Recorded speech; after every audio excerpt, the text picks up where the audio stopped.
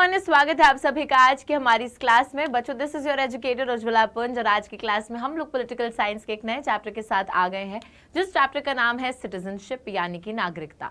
तो आज बच्चों हम लोग एक बेसिक आइडिया लेने वाले हैं that what is citizenship and full and equal membership का मतलब क्या होता है। That is also something that we will find out in today's class. So let's begin without wasting any further time. लेकिन class को शुरू करने से पहले let me talk about something. Let me talk about citizenship as an idea. बच्चों हम लोग, आप लोगों ने ना एक मूवी देखी होगी, हम लोग क्या सबने ही देखी है, Chak De India, right? We have seen that movie. और उस मूवी के अंदर ना एक सीन आता है जिसके अंदर शाहरुख खान जितनी भी वो लड़कियां होती हैं हमारी हॉकी प्लेयर्स, उनसे पूछ रहे होते हैं कि कहाँ से, मतलब अपना इंट्रोडक्शन दो, कहाँ से बिलोंग करते हो ये बताओ। सो बहुत सारी लड़कियां जो है वो ऐसे बोलती है कि मैं झारखंड से हूँ, कोई कहता है मैं पंजाब से हूँ, कोई कहता है मैं हरियाणा से हूँ, ये है वो है। और लास्ट में एक लड़की जाके बोलती है कि अपना नाम लेकर कि I am from India, right? So what is that? और उस सीन पे तालियां बजने लग जाती हैं हॉल पे। मतलब मैंने तो हॉल में देखी थी, हमारे तो स्कूल वाले हमको स्पेशली देकर गए थे उस मूवी को देखने के लिए। लेकिन आप लोगों ने अगर टीवी पर देखी होगी या कहीं पर भी देखी होगी वो movie, so you might know कि मतलब उस टाइम पर जब उस लड़की ने बोला कि इंडिया, सो हम लोगों को एक प्राइड जो है अपने देश के लिए वो फील हुई थी, a sense of collective belonging हम लोगों को फील हुई थी। Because at the end of the day it doesn't matter where we belong from, it matters that we all are Indians, है ना? हम सब भारतीय नागरिक हैं, भारतीय नागरिक हैं। नागरिक का मतलब है बच्चों कि हम लोग एक इंडिया का सिटीजन है, हम लोगों के पास इंडिया की सिटीजनशिप है। And that is why we are able to claim certain rights from our country, कि हम लोग क्योंकि भारत के नागरिक हैं तो हम कुछ अधिकार जो है अपने देश से क्लेम कर सकते हैं। और अगर उन अधिकारों का कल को उल्लंघन भी हो तो भी हम कोर्ट्स के पास जा सकते हैं और बोल सकते हैं कि ये सारी चीजें, मतलब इनका उल्लंघन क्यों हो रहा है, right? So we can also ask questions for that. अब ये जो सारी चीजें हैं ये तभी आपको मिलती हैं, ये जो सारे राइट्स हैं, तो प्रिविलेजेस हैं, जो सिक्योरिटी है जो आपका देश आपको देता है, ये तभी मिलती हैं जब आप उस देश के नागरिक हो। जैसे कभी कभी क्या होता है कि कुछ इंडियंस बाहर कहीं फंस जाते हैं, है ना? तो फिर उनको रेस्क्यू ऑपरेशन जो चलता है, रेस्क्यू करने का जो ऑपरेशन चलता है, वो भी तो हम लोग ही चलाते हैं ना, क्योंकि वो हमारे देश के नागरिक हैं, राइट? सो एक तरीके से सिक्योरिटी मिलना, प्रोटेक्शन मिलना, राइट्स मिलना अपने देश से क्यों मिलता है ये सब? Because we are the citizens of that nation. So when I talk about citizenship, citizenship implies full and equal membership of a political community. Citizenship बात करता है एक फुल एंड इक्वल मेंबरशिप की of a political community. Political community का मतलब है एक राजनीतिक समुदाय, उस राजनीतिक समुदाय की बराबर और पूरी मेंबरशिप। जैसे अगर मैं बोल रही हूं यहां पर, अगर मैं एक पॉलिटिकल कम्युनिटी की बात करूं तो Indian nation is a political community, right? हम लोग जुड़े हुए हैं, हम लोग एक देश का हिस्सा हैं, हम लोग एक पॉलिटिकल कम्युनिटी हैं। बिकॉज हमारा देश पॉलिटिकल बाउंड्रीज, पॉलिटिकल कम्युनिटी है ना, we all are exercising certain political rights that are available to us on an equal basis. हम लोगों के पास बराबर राजनीतिक अधिकार हैं जो कि सबको समान तरीके से बांटे गए हैं। ऐसा नहीं है कि किसी को पॉलिटिकल राइट्स ज्यादा दे दिए हैं, किसी को कम दे दिए हैं। सबको पॉलिटिकल राइट्स बिल्कुल बराबर दिए गए हैं, पूरे तरीके से दिए गए हैं और इक्वल तरीके से दिए गए हैं। That is what citizenship means, ठीक है? तो ये चीज याद रखिएगा, full and equal membership of a political community, ठीक है? Now in the contemporary world, states provide a collective political identity to their members as well as certain rights. We think of ourselves as Indians, Japanese, Germans, depending on the state to which we belong, and we expect certain rights from their state as well as help and protection wherever they may travel. Right? अब देखिए यहाँ पर बच्चों आप लोग देख सकते हो कि कंटेम्पररी वर्ल्ड यानी कि जो मॉडर्न सिनेरियो है, आज के ज़माने में जो दुनिया है, यहाँ पर जो स्टेट्स हैं, स्टेट्स का मतलब है देश, जो देश हैं वो एक कलेक्टिव पॉलिटिकल आइडेंटिटी से आपको नवाजते हैं और आपको कुछ राइट्स देते हैं। यानी कि जैसे अब जो लोग अमेरिका में रहते हैं उनको अमेरिकन सिटीजनशिप दे रखी है, तो एक तरीके से उस सिटीजनशिप के तहत उनके पास पॉलिटिकल राइट्स मौजूद हैं। सिमिलरली हम लोग इंडिया में रहते हैं, हमारे पास इंडियन सिटीजनशिप है, so we get certain political rights from our country, right? So that is what they are talking about. अब इसी वजह से जब हमारे पास सिटीजनशिप होती है तभी हम अपने आप को सोच पाते हैं, देख पाते हैं कि हाँ हम भारतीय नागरिक हैं। या फिर जो लोग जर्मनी में रहते होंगे वो कहते होंगे हम लोग जर्मन नागरिक हैं, वी आर जर्मन सिटीजन्स, है ना। तो जापान में जो लोग कहते हैं वी आर जापानीज, मतलब we are Japanese citizens. So like that. Now they expect certain rights from the state as well as help and protection wherever they may travel.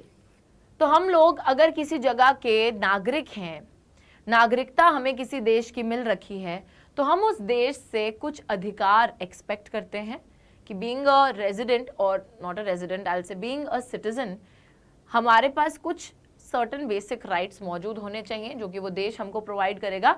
साथ ही में अगर हम कहीं पर भी ट्रैवल कर रहे हैं, we should get your help if we are like stuck somewhere, if we require your help, तो हमें देश की मदद भी मिलनी चाहिए और साथ ही में प्रोटेक्शन भी मिलनी चाहिए। ठीक है, तो ये कुछ चीजें हैं जो कि आप बीइंग अ सिटीजन एक्सपेक्ट करते हो अपने देश से। जैसे भी हाल फिलहाल में एक इंसिडेंट हुआ था, अगर आप लोगों को पता होगा, वो जो सबमरीन थी, है ना, टाइटैनिक सबमरीन, उसका इम्प्लोजन हो गया था। तो वहां पर भी ऑब्वियस सी बात है कि वो लोग जिस देश को बिलोंग करते थे, वहां पर एक रेस्क्यू ऑपरेशन चल रहा था कि ढूंढ के लाने का उनको कहाँ पे फंसे हैं and all of that, right. So अब वो ठीक है, वो एक बहुत दर्दनाक हादसा था जिसमें बहुत से लोगों की जान चली गई। बट यार ऑब्वियस सी बात है कि जिस देश के रेजिडेंट्स इस तरीके से कहीं पर कभी फंस जाते हैं या दे आर स्टक समवेयर, तो वो देश जो है वो कुछ ना कुछ रेस्क्यू ऑपरेशन चलाएगा अपने देश के नागरिकों को बचाने के लिए, उनको प्रोटेक्ट करने के लिए।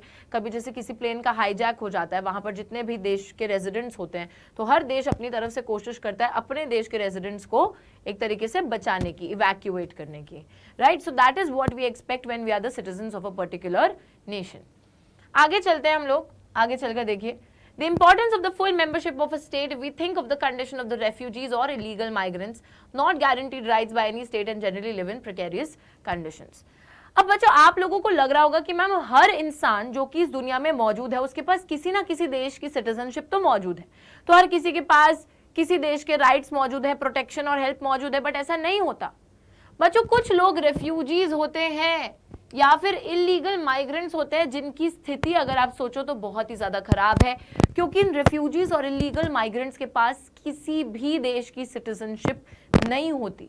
ये लोग किसी भी देश के सिटीजन नहीं माने जाते। क्यों, मैं बताती हूँ। जैसे किसी एक सपोज एग्जाम्पल लेते हैं कि किसी एक कंट्री के अंदर ना वॉर वाली सिचुएशन आ गई है, जिस वजह से बहुत से लोगों को उस देश को छोड़कर किसी दूसरे देश में भागना पड़ रहा है। अब ये लोग अपने देश को तो छोड़ आए, तो वहां की सिटीजनशिप भी गई। दूसरे देश में आए, दूसरे देश ने भी इनको वेलकम नहीं करा, इन द सेंस दूसरा देश अब ऐसे थोड़ी बोलेगा आओ आओ हमारे देश का सिटीजन बन जाओ, नहीं। तो दूसरे देश के अंदर ये लोग गए एंड वहां पर इन लोगों को बहुत ही बुरी बुरी स्थितियों में रहना पड़ता है, कैंप्स में रहना पड़ता है, without any political rights, without any rights, not even the right to life.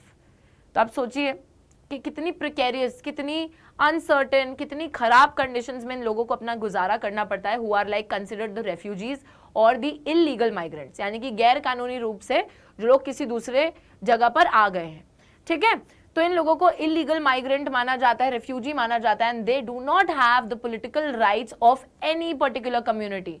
Now in most democratic countries today, they would include some political rights like the right to vote, the civil rights like the freedom of speech or belief, and some socio-economic rights which would include the right to a minimum wage or the right to education. अब maximum जो democratic यानी कि लोकतांत्रिक देश हैं, वहाँ पे हम लोग देख सकते हैं कि कुछ पॉलिटिकल राइट्स लोगों को दिए जाते हैं, जैसे कि मत देने का अधिकार, कुछ सिविल राइट्स दिए जाते हैं, जैसे कि आपको आज़ादी मिलती है कि आप अपने आप को व्यक्त कर सकते हो, कुछ भी बोल सकते हो। ठीक है, कुछ सोशियो इकोनॉमिक राइट्स मिलते हैं, यानी कि सामाजिक रूप में, आर्थिक रूप में आपको अधिकार दिए जाते हैं, जैसे कि आपको पढ़ने लिखने का अधिकार दिया जाता है, आपको जो है एक बेसिक हेल्थ केयर का अधिकार मिलता है, आपको जो है राइट टू मिनिमम वेज मिलता है, यानी कि आप काम करोगे तो you are obviously if you are working तो you should get a minimum wage, यानी कि एक दिहाड़ी है जिसको फिक्स कर दिया जाता है कि इतना तो पैसा एक इंसान को मिलना ही चाहिए। तो ये कुछ राइट्स हैं जो कि डेमोक्रेटिक कंट्रीज के अंदर उनके सिटीजन्स को आज के टाइम में दिए जाते हैं। But just think about the refugees and the illegal migrants, they do not have any rights because they are not the citizen of any particular country. तो अगर कोई किसी कंट्री का सिटीजन ही नहीं है तो यार राइट्स ना सिटीजनशिप से ही डिराइव हो रहे हैं। जो राइट्स का कॉन्सेप्ट है ना कि आपको अधिकार मिल रहे हैं, ये राइट्स आपको इसलिए दिए जा रहे हैं because you belong to a particular political community, you belong to a particular nation and आप उस देश के नागरिक हो। तो एक तरीके से सिटीजनशिप के through you are deriving your rights. Citizenship नहीं है तो राइट्स भी नहीं है ना। तो आप खुद सोचिए कि रेफ्यूजीज और इलीगल माइग्रेंट्स की कंडीशन कितनी ज्यादा खराब है कि उनको कुछ बेसिक राइट्स भी नहीं दिए जा रहे हैं। ऑलराइट, आगे देखो। Equality of rights status is one of the basic rights of citizenship. जब आप इक्वालिटी ऑफ राइट्स और स्टेटस की बात करते हो, ये एक बेसिक राइट है सिटीजनशिप का। Each of the rights now enjoyed by citizens has been won after struggle and each of the rights, अच्छा, many European countries experienced such struggles, some of them violent like the French Revolution of 1789, and in the colonies of Asia, Africa, demands for equal citizenship formed part of their struggle of independence from the colonial rulers. बहुत ही important चीज है यहाँ बोला जा रहा है, एक तरीके से जब आपको इक्वालिटी मिलती है राइट्स के मामले में, स्टेटस के मामले में, तो ये एक बहुत ही बेसिक राइट है जो आपको किसी देश का सिटीजन होने पे मिल जाता है। बट यार आज के टाइम पर जो राइट्स हैं हम उन्हें फॉर ग्रांटेड लेते हैं। हमें लगता है क्या ही बड़ी बात है इस चीज में, है ना, कि हमें किसी कोई राइट्स मिल गए, ठीक है, तो राइट टू फ्रीडम है, राइट टू इक्वालिटी है, ये सब है, क्या ही बड़ी बात है इसमें। बट यार we need to recognise the fact कि ये सारे जो राइट्स हैं they have been won after struggle. बहुत सारा स्ट्रगल जो है दुनिया में देखा जाता है जिसके बाद इन राइट्स को अचीव करा गया था। Let's just recall from class 10th। आप लोगों ने क्लास 10th के अंदर पढ़ रखा है, क्लास 9th के अंदर पढ़ रखा है पूरा चैप्टर। 9th में तो पूरा चैप्टर पढ़ा है ना, द फ्रेंच रेवोल्यूशन। आपने देखा था कि 1789 में फ्रांस में एक रेवोल्यूशन आता है जहां पे मोनार्कियल रूल की पावर्स को लिमिट करा जाता है, कॉन्स्टिट्यूशन को लाया जाता है, एक डेमोक्रेसी सॉर्ट ऑफ एस्टैब्लिश करने की सिचुएशन हमने देखी थी, बिकॉज लोग जो है वो राजा से काफी ज्यादा नाखुश थे। ये चीज हमने देख रखी है, ठीक है। तो बहुत से यूरोपियन देशों के अंदर ऐसे स्ट्रगल्स हमको देखने को मिले थे। सबसे पहला जो संघर्ष ऐसा हुआ था वो था फ्रांस के अंदर, जहां पे लोगों ने राइट्स की डिमांड करी थी, जहां पे लोगों ने राजा की पावर्स को लिमिट करने की कोशिश करी थी, एब्सोल्यूट रूल को हटाने की कोशिश करी थी। उसी के बाद फ्रांस के बाद हमने इटली, जर्मनी, साथ ही में ब्रिटेन, बहुत सारे नेशन स्टेट की फॉर्मेशन देखी है। बच्चों, इस सारे नेशन स्टेट्स को बनाया इसलिए जा रहा था ताकि एक पॉलिटिकल कम्युनिटी को एस्टैब्लिश करा जा सके, एक नेशन स्टेट को बनाया जा सके और वो पॉलिटिकल कम्युनिटी अपने सारे ही नागरिकों को बराबर ट्रीट करके उनको सेम राइट्स प्रोवाइड कर सके। तो अल्टीमेटली देखा जाए तो ये सारे के सारे जो संघर्ष दुनिया भर में चल रहे थे, ये राइट्स को अचीव करने के लिए चल रहे थे। People were struggling to achieve the basic rights. Basic rights उनको मिल सके इसलिए संघर्ष किए जा रहे थे।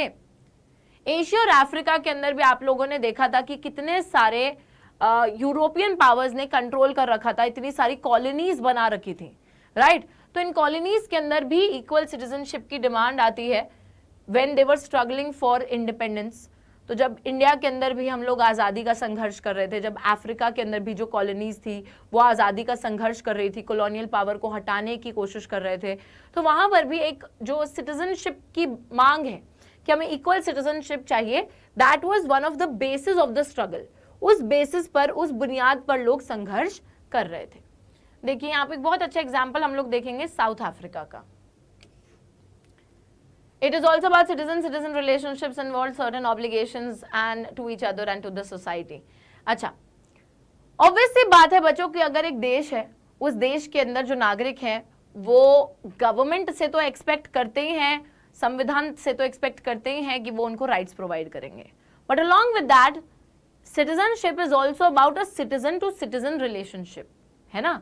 हम, अगर मैं भारतीय हूँ, आप भारतीय हो, आपके पड़ोसी भारतीय हैं, आपके माँ बाप भारतीय हैं, तो we also expect from the other citizens कि वो हमारे राइट्स को अपहोल्ड करेंगे और हमें राइट्स को ढंग से एक्सरसाइज करने देंगे। दैट कंसेप्ट इज समथिंग जो हमने बहुत बारी पढ़ रखा है।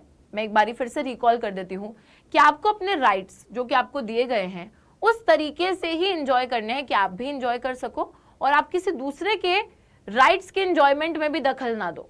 मतलब कि you can also enjoy your rights and not interfere into someone's right, ठीक है। आप किसी दूसरे के राइट्स का उल्लंघन करे बिना अपने राइट्स को एंजॉय करो, ठीक है। तो वो एक ऑब्लिगेशन है सिटीजन टू सिटीजन रिलेशनशिप में कि यार देखो, आप जितने भारत के नागरिक हो उतनी ही मैं भी भारत की नागरिक हूं। तो ऐसा नहीं है कि सिर्फ आपको अधिकार मिले हैं, मुझे भी उतने ही अधिकार मिले जितने कि आपको मिले हैं। मैं अपने अधिकारों को उसी लिमिट तक एंजॉय करूंगी जब तक मैं किसी दूसरे के अधिकारों का उल्लंघन नहीं कर रही, ठीक है। So that is the whole point of it. अब साउथ अफ्रीका के अंदर क्या हुआ था, इफ यू गाइज रिमेंबर, यहां पर एक सिस्टम चला करता था which was the apartheid system. Apartheid system के अंदर बच्चों एक डिस्क्रिमिनेशन किया जाता था between the blacks and the whites, मतलब जो व्हाइट्स थे they were discriminating the blacks on the basis of their race, और सेग्रीगेशन पॉलिसीज बनती थी ब्लैक्स के लिए। सेग्रीगेशन मतलब अलग थलग किया जाता था कि व्हाइट्स एक जगह पे रहते थे जिस जगह पे ब्लैक्स को घुसने नहीं दिया जाता था। बसेस वगैरह के अंदर भी बैठने सिर्फ व्हाइट्स को दिया जाता था, ब्लैक्स को बोला जाता था कि वो पीछे खड़े रहें। कुछ पब्लिक प्लेसेस थी जहां पर the blacks were not allowed to enter. So this kind of racial discrimination, the apartheid system was going on in South Africa. और फिर बच्चों वहां पर एक ऑर्गेनाइजेशन आती है, that was the African National Congress, जिसके लीडर होते हैं नेल्सन मंडेला, एंड ये सारे के सारे लोग मिलकर आवाज उठाते हैं अगेंस्ट दिस होल सिस्टम। ठीक है, so now in South Africa what we see is the black African population had to undertake a long struggle against the ruling white minority for equal citizenship. This continued until the early 1990s. However, citizenship is about more than the relationship between states and their members. तो वाली चीज मैंने आपको already बता दी है, लेकिन यहाँ पर ध्यान दीजिएगा।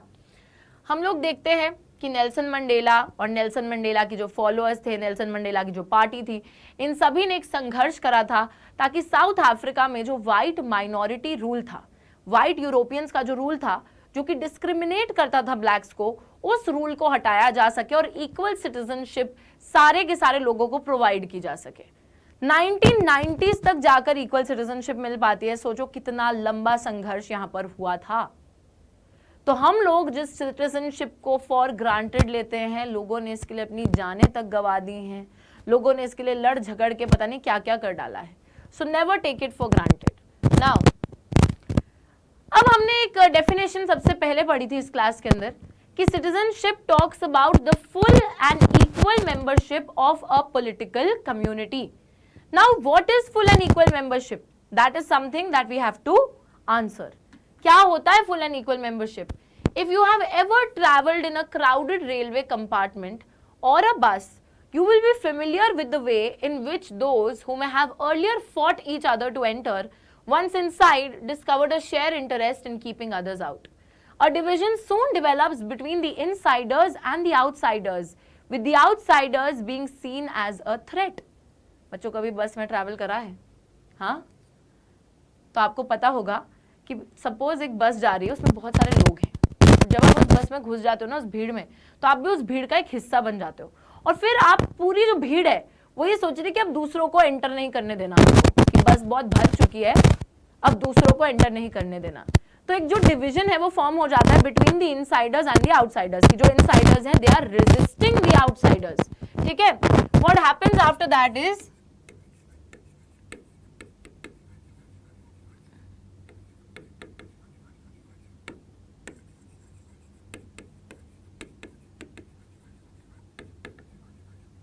ऑल्दो एक पब्लिक ट्रांसपोर्ट है जिसके अंदर पब्लिक जितनी चाहे वो आ सकती है, लेकिन यहाँ पर एक रेजिस्टेंस डेवलप हो जाती है कि जो इनसाइडर्स हैं जब वो साथ में होते हैं तो उनको लगता है कि अब बाहर से किसी को घुसने नहीं देना है ना। तो वो अपने आप को एक तरह से एक कलेक्टिव उनकी आइडेंटिटी फॉर्म हो जाती है कि we are the insiders, now we won't let the other people enter the bus. ठीक है, तो ये इनसाइडर्स और आउटसाइडर्स के बीच में एक डिवीजन फॉर्म होता है, जिसके बाद जो इनसाइडर्स है they start looking at the outsiders as a threat. तो इनसाइडर्स जो है वो आउटसाइडर्स यानी कि जो लोग बाहर है उनको एक खतरे की तरह देखने लग जाते हैं कि यार अगर ये लोग हमारी बस में आ गए ना तो हमें बहुत बड़ा एक खतरा है इन लोगों से। ठीक है, सो ऑल ऑफ दैट। आगे देखिए, if jobs facilities like medical care or education, natural resources like land or water are limited, then the demands may be made to restrict entry to the outsiders even though they may be fellow citizens. इसको example से हम लोग समझेंगे तो हमें और ज्यादा अच्छे से समझ आएगा। You may remember the slogan Mumbai for Mumbaikars, which expressed such feelings. Many similar struggles have taken place in different parts of India and the world. अच्छा, इस चीज से समझते हैं। देखो होता क्या है, अब बच्चों मुंबई फॉर मुंबईकर्स ये स्लोगन बोल रहा है कि मुंबई जो है सिर्फ मुंबई में रहने वाले लोगों के लिए है। क्यों ऐसा बोल रहे हैं वो लोग?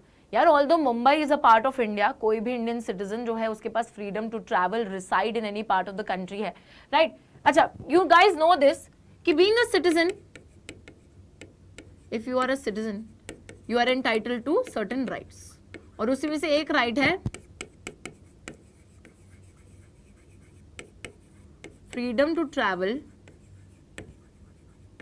and reside in any part of the country। तो अगर कल को कोई बंदा दिल्ली से उठकर मुंबई में रहना चाहता है या बैंगलोर से उठकर मुंबई में रहना चाहता है, गोवा से जाके मुंबई में रहना चाहता है, वो रह सकता है क्योंकि उसके पास देश का ही तो हिस्सा है ना मुंबई। फ्रीडम टू ट्रैवल है, ट्रैवल भी देश के किसी भी हिस्से में कर सकते हैं, रिसाइड भी कर सकते हैं, रह भी सकते हैं। Then what's the issue? तो यहाँ पर फिर एक ऐसी भावना क्यों डेवलप हो रही है कि मुंबई सिर्फ मुंबई कर्ज के लिए है और रेजिस्टेंस क्यों है आउटसाइडर्स की तरफ? तो that is something that we need to understand. Why is it like that? देखो यार, हर जगह पर पॉपुलेशन इतनी ज्यादा है कि जिस पॉपुलेशन के लिए खुद के पास रिसोर्सेज नहीं है, वो पॉपुलेशन इस डर में है कि यार हमारे पास तो जॉब्स हैं बट बहुत लिमिटेड जॉब्स हैं, हमारे पास मेडिकल केयर फैसिलिटीज हैं, एजुकेशन फैसिलिटीज हैं लेकिन काफी लिमिटेड हैं, हमारे पास जो नेचुरल रिसोर्सेज हैं जैसे कि जो जमीन है, जो पानी है, हर चीज लिमिटेड है। और ये लिमिटेड रिसोर्सेज हमारी ही वांट्स नहीं पूरे कर पा रहे तो फिर बाहर से लोग और आ जाएंगे और हमारी नौकरियां हड़प लेंगे, हमारे रिसोर्सेज को हड़प लेंगे, हमारी एजुकेशन हेल्थ केयर फैसिलिटीज को हड़प लेंगे, तो हमारे लिए क्या बचेगा? सो लोग ना इस चीज से डरते हैं। लोग आउटसाइडर्स को एक थ्रेट की तरह इसलिए देखते हैं because the place that they are living in has limited resources. चाहे नौकरी की बात करो, चाहे छोकरी की बात करो, नहीं, चाहे नौकरी की बात करो, चाहे हेल्थ केयर, मेडिकल फैसिलिटीज हो गया, एजुकेशनल फैसिलिटीज हो गया, या फिर जमीन हो गई, पानी हो गई, बेसिक रिसोर्सेज जो हैं वो लिमिटेड पाए जाते हैं हर जगह पर। और लोग चाहते हैं कि अगर यार हम जिस जगह पे रह रहे हैं यहाँ पर रिसोर्सेज ही लिमिटेड है, हमारा ही पेट भर दें वही काफी है, बाहर से और लोग आ जाएंगे, कंपटीशन और बढ़ा देंगे, उनके लिए फिर और रिसोर्सेज लगेगा। तो इसलिए बच्चों there is a resistance that develops between the insiders and the outsiders. The insiders are resistant towards the outsiders entering their area because they are fearful, they see them as a threat because the resources are limited, है ना। और तभी ऐसे बहुत से struggles हमारे देश में ही देखे जाते हैं। सोचो, देश के लोग दूसरे देश के लोगों को ही नहीं आने दे रहे क्योंकि रिसोर्सेज लिमिटेड है, उनकी भी गलती नहीं है। अब लोग ना इसी चीज पे वो बोलते हैं, जैसे कनाडा बहुत सारे लोग जाना चाहते हैं, बहुत सारे लोग अमेरिका जाना चाहते हैं, बट वहां पे भी सेम ऐसी रेजिस्टेंस देखने को मिलती है क्योंकि यार वो भी तो लोग यही बात बोल रहे हैं कि हमारे देश के लोग हमारे देश के रिसोर्सेज को यूज करें, बाहर से लोग ना आए और वो लोग हमारे ऊपर खतरा ना बने जो कि हमारे देश के रिसोर्सेज को कल को यूज कर रहे हैं, इस्तेमाल कर रहे हैं। We do not want that. Obvious सी बात है, हम मुंबई में रह के बोल सकते हैं, वो लोग अमेरिका कनाडा में रह के नहीं बोल सकते, बिल्कुल बोल सकते हैं, ठीक है। So that is why there is a resistance that develops. तभी मतलब वो लोग बोलते हैं हमारे जो सिटीजन है बस हमारे ही सिटीजन्स तक चीजें रहें, बाहर के लोगों के लिए। और यार तभी आपने देखा होगा कि जो सिटीजनशिप लॉज होते हैं, जैसे अमेरिका में तो काफी ज्यादा मुश्किल होती है लोगों को वहां की PR मिलने में, वहां की सिटीजनशिप मिलने में। So it's like a great difficulty for the people who are मतलब who go there to work और फॉर एजुकेशन पर्पसेस। सो उनको ना ये सिटीजनशिप मिलने में काफी दिक्कत होती है और वहां जानबूझकर सिटीजनशिप लॉज को बहुत ज्यादा डिफिकल्ट बनाया गया है because they do not want कि every other person who comes here becomes a citizen of the country और वो हमारे ही टुकड़ों पे पलना शुरू हो जाए, तो वो वाली चीज वो नहीं चाहते। इस वजह से उन्होंने उन लॉज को और डिफिकल्ट बना रखा है, ठीक है। बट कुछ ऐसे देश होते हैं यार जो अपनी पॉपुलेशन और बढ़ाना चाहते हैं, जहाँ पॉपुलेशन बहुत कम होती है, बल्कि वो चाहते हैं कि दूसरे लोग भी आए, हमारी कंट्री की इकोनॉमी में और ज़्यादा कंट्रीब्यूशन दें और थोड़ा बहुत और कंट्रीब्यूट करें। तो फिर ऐसे सिनेरियोज भी होते हैं, वहाँ पर फिर सिटीजनशिप लॉज थोड़े ईजी होते हैं। बट अमेरिका जैसे देशों में जहाँ पर एक रेजिस्टेंस काफ़ी ज़्यादा एविडेंट है, वहाँ पर सिटीजनशिप लॉज आर ऑलवेज, मतलब यू विल सी कि it has always been really really difficult to get citizenship over there. बीच में तो खबरें ये भी आ रही थी कि जो डोनाल्ड ट्रंप थे उन्होंने ऐसा बोल दिया था कि सारे जितने भी दूसरे लोग, दूसरी कम्युनिटीज के लोग जो अमेरिका में रह रहे हैं उन सबको यहाँ से बाहर निकाल देंगे हम लोग, ठीक है। तो ऐसे रूमर्स उड़ते रहते हैं, चीजें आती रहती हैं। तो सिटीजनशिप कोई मजाक नहीं है, बहुत ही दिल पे ले लेते हैं लोग इस चीज को। Okay, one of the rights granted to the citizens in our country and in many other countries is the freedom of movement, जो कि मैंने अभी आपको बताया कि हमारे देश के अंदर लोगों को एक घूमने फिरने की आजादी मिलती है, कहीं पर भी बसने की आजादी भी मिलती है। Freedom of movement and the freedom to reside in any part of the country, बस भी सकते हो।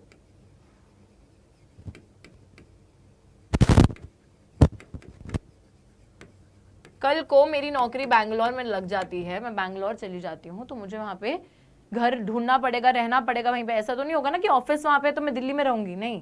तो वील हैव टू, मतलब you have to move to the other part of the country in order to live there, right. Now this right is of particular importance for the workers. Labour जो है वो migrate करती है in search of jobs when opportunities are not available near their homes. Some people may even travel outside the country in search for jobs. However, often the resistance builds up among the local people against so many jobs going to people from outside, and sometimes at lower wages, and resistance could even take the form of organized violence against outsiders. यार देखो, ये जो freedom to reside है, freedom to move है, ये सबसे ज्यादा जरूरी है हमारी लेबर के लिए। बहुत से लोग बच्चों जो गांव में रहते हैं, क्योंकि गांव में काम की कमी होती है, तो लोग कमाने के लिए शहरों में आते हैं। शहरों में आकर वो लेबर की तरह काम करते हैं। कुछ लोग रिक्शे वाले बन जाते हैं, कुछ ऑटो वाले बन जाते हैं, कुछ सब्जी वाले बन जाते हैं, कुछ जो है लोगों के घरों में काम करने लग जाते हैं। So it is very very important for them. उन लोगों को अपने जीवन यापन के लिए, अपने गुजारे के लिए पैसा कमाना है, और उनके लिए ये राइट काफ़ी ज़्यादा ज़रूरी है। बट कभी कभी क्या होता है, जो शहर में लोग रह रहे होते हैं ना, वो इन लोगों की तरफ एक रेजिस्टेंस डेवलप कर लेते हैं। मतलब शहर के लोग नहीं चाहते कि ये लोग आए और नौकरियां हड़पे, बाहर से आकर कम वेजेस पे भी ये नौकरियां कर लेते हैं। तो शहर के लोग इस वजह से थोड़े गुस्सा हो जाते हैं कि यार हम जो काम महंगे सैलरी पे करते हैं, ये लोग तो कम वेजेस पे, कम दिहाड़ी पे करने लगे हैं, तो एक तरीके से हमारी नौकरियां छीन रहे हैं, जिसकी वजह से एक रेजिस्टेंस जो है वो डेवलप हो गई है। रेजिस्टेंस होता है टू कीप देम आउट, है ना, we are resisting, we do not want them, वो वाली चीज। नाउ कभी कभी ये रेजिस्टेंस इतनी ज्यादा बढ़ जाती है कि takes the form of organised violence. कभी कभी ये रेजिस्टेंस हिंसक रूप भी ले लेती है अगेंस्ट दी आउटसाइडर्स। हिंसा भी हो सकती है, violence, aggression, all these things can also come up. Now another factor that we need to consider is that there may sometimes be a difference between our response to the poor migrants and to skilled migrants. We may not always be as welcoming to the poor migrants who move into our areas as we may be to skilled and affluent workers. हाँ, अब ना थोड़ा भेदभाव यहाँ पे शहर के लोग भी करते हैं। बच्चों, शहर के लोग they are not welcoming towards the poor people, कि गांव से लोग आ रहे हैं, वो काम कर रहे हैं, आपका क्या है, बल्कि आपको तो हेल्प मिल रही है। आप जो शहर में रहते हो, आपको तो एक तरीके से जो गांव से पुअर माइग्रेंट्स आ रहे हैं आपके शहर के अंदर, आपको उनसे मदद मिल रही है। आपके कितने छोटे छोटे काम है जिस पे आप डिपेंडेंट रहते हो, these things are being taken care of by these poor people. चाहे आपके कूड़े उठाने तक हो, घर में काम करने तक हो, आपको जो है कारपेंटर, प्लम्बर, इन सब की सेवाओं की जरूरत पड़ती है, तो all these tasks are being performed by these poor migrants. आपको तो उनकी बहुत ज्यादा जरूरत है, लेकिन फिर भी आप लोग उनके टुवर्ड्स एक रेजिस्टेंस बिल्ड कर लेते हो। और वहीं पर अगर बाहर से कुछ स्किल्ड वर्कर्स आ रहे हैं, है ना, स्किल्ड वर्कर्स आ रहे हैं, कुछ अफ्लुएंट वर्कर्स आ रहे हैं जो कि बहुत ज्यादा कंट्रीब्यूट कर रहे हैं towards your economy, towards your state, then you are happy. तो आप कह रहे हो हाँ ये तो ठीक ठाक लोग हैं, ये आ जाए तो कोई दिक्कत नहीं है, बट ये गरीब लोग नहीं आने चाहिए। तो दैट इज रियली बैड, मतलब that is something really bad, because I think skilled workers को तो कहीं पर भी नौकरी मिल सकती है, बट जो पुअर वर्कर्स है they are more needy and kind of like you are also dependent on them on a daily basis. आपकी हर छोटी छोटी जो जरूरतें होती हैं उसके लिए आप इन्हीं लोगों पर निर्भर रहते हो, और उन्हीं की तरफ आप अपनी रेजिस्टेंस भी ज्यादातर शो करते हो। और फिर जो लोग होते हैं ना, जो शहर में रहते हैं, वो कहते हैं नहीं ये जो गरीब है ना, ये यहाँ पे गंद मचा रहे हैं, ये लोग यहाँ पर स्लम्स में रहते हैं, ये हमारे एरिया को खराब कर रहे हैं, ये कर रहे हैं, वो कर रहे हैं। तो that is why there is a lot of resistance that is seen towards these poor people. बल्कि जो नहीं होना चाहिए, अमीर लोगों के खिलाफ रेजिस्टेंस होनी चाहिए, है ना, नहीं ऐसा भी नहीं है, किसी के खिलाफ नहीं होनी चाहिए। अगर कोई मेहनत करके काम कर रहा है तो फिर उसके खिलाफ रेजिस्टेंस क्यों होनी चाहिए? आप भी मेहनत करके काम करो, वो भी मेहनत करके काम कर रहे हैं। Now there are also some issues which are being debated in our country today regarding full and equal membership for all the citizens of the country. और ऐसे ही बहुत सारे इश्यूज हैं बच्चों जिनको डिबेट किया जाता है हमारे देश में आज भी, जहाँ पर ये बात की जाती है कि फुल एंड इक्वल मेंबरशिप सारे सिटीजन्स को मिलनी चाहिए, कैसे मिलनी चाहिए, किस तरीके से मिलनी चाहिए, क्यों मिलनी चाहिए। तो बहुत सारे ऐसे मुद्दों पर आज भी बहस होती है। तो बात यही है कि यार सबके पास फुल एंड इक्वल मेंबरशिप है ऑफ इंडियन कम्युनिटी। अगर हर कोई सिटीजन है तो फिर उनको आप नहीं रोक सकते ना, they have the same rights as you have, you just cannot stop them. Obviously you can build a certain resistance towards these people, but you just cannot stop them from doing something. आप उनके rights उनसे नहीं छीन सकते, क्योंकि आपसे कोई आपके राइट्स थोड़ी ना छीन रहा तो आप उनसे भी उनके राइट्स नहीं छीन सकते हो। Although you can resist, although you can get violent, but at the end of the day you should consider the fact कि एटलीस्ट ये अपने ही देश के लोग हैं, अगर उनकी हम मदद नहीं करेंगे तो किसकी करेंगे? बाहर से जो लोग आएंगे उनकी करेंगे क्या मदद? बाहर से जो सिटीजनशिप आके एक्वायर कर लेंगे उनकी मदद करेंगे? पहले अपने देश से शुरू करो ना, फिर बाद में हेल्प कर लेना बाकी सबकी भी, राइट? ऑल राइट, चलिए तो इस चैप्टर को हम लोग कंटिन्यू करेंगे इन द नेक्स्ट क्लास और नए टॉपिक्स के साथ आएंगे। तब तक के लिए टेक केयर एंड कैसा लगा लेक्चर जरूर बताइएगा कमेंट्स में, लाइक जरूर कर दीजिएगा, सब्सक्राइब जरूर कर दीजिएगा चैनल को। I will see you next time, take care and bye bye.